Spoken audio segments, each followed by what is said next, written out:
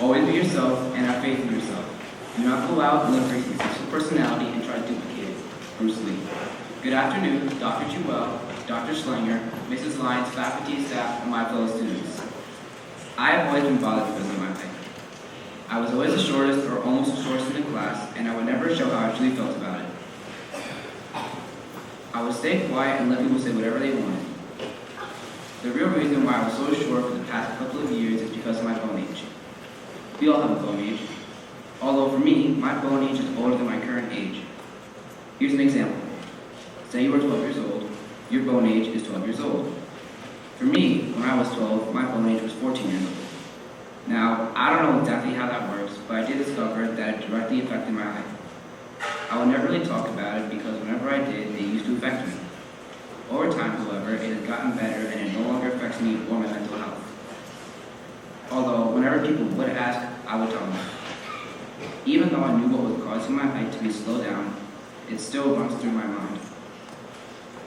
If anyone made a comment about my height that wasn't a joke, I would freeze. It is almost like someone pressed the off button, and it shuts me down. Some of these things that I would do to block out everything would be to do something that I love, and that I could do alone, like basketball. Basketball is one of the very little things that could block out all the noise. It is my favorite sport and my favorite hobby as well. In 5th grade, way before I found out about my bone age, it was very hard for me to participate in a lot of things. It was hard to play sports, hard to volunteer. It was even hard for me to sometimes just be myself. I was so focused on how other people were acting, sometimes I even forgot how to be myself. I thought that if I changed my personality, people would look at me differently. I've been told things that really hurt me when I was younger. Those types of comments are the reason why I wanted to change. No one really noticed that what they were saying bothered me because I would make what they say into a joke, and I would just brush it off. Meanwhile, the comments just kept on piling on top of each other like a mountain of rocks. There were just so many I could not keep up. The effect of this was I was losing my self-confidence. I was soon starting to think I was not good enough, or that everyone was superior to me, that everyone was better. I let it all get to my head. Some other causes that made me feel left out was when I was not able to play sports at recess, or I was the last to get picked. This mostly happened in basketball, because basketball is a very height-biased sport. Even though it is my favorite sport, I was too short leading me not to play. It hurt a lot, but I did try to get around it. However, sometimes I would play, it would rarely happen, but I was still given the opportunity to play and it just made my day. Me playing beyond that court made me full of joy. When I got to play, that's when I knew to never give up, and if I don't give up, I will succeed. 3 months had passed and I was going to my 6th grade year. I thought it would be different. New teachers, new classes, new me. When I walked through those doors on opening day, I was very excited, yet I was also so nervous. I was hoping this year would be different and that it would be better than it was for me in 5th grade. For the most part, 6th year was going very well. I was fitting in and everything was going to place just like I hoped it would be. But it didn't last forever.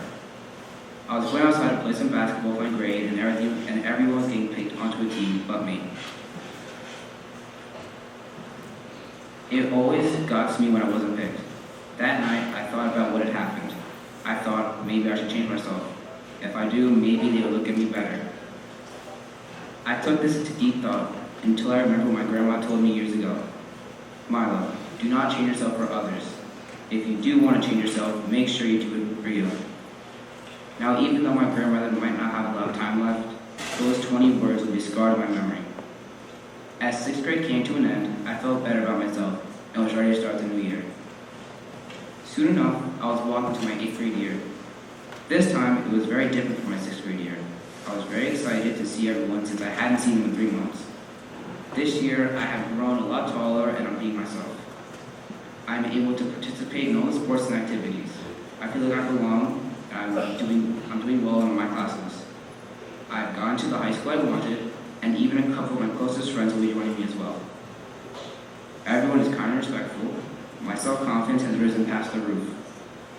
Overall, I quickly found out that patience is the key to happiness. The moral of this speech is to let nothing knock you down. Don't listen to others because they are judging you, and especially do not try to copy other people. Just like Bruce Lee said, Always be yourself and have faith in yourself. Do not go out and look for a successful personality and try to duplicate it. You are perfect just the way you are. Sometimes you may talk to yourself and say some really mean things to yourself that you wouldn't say to others. You wouldn't say those bad things to others because it would really hurt them.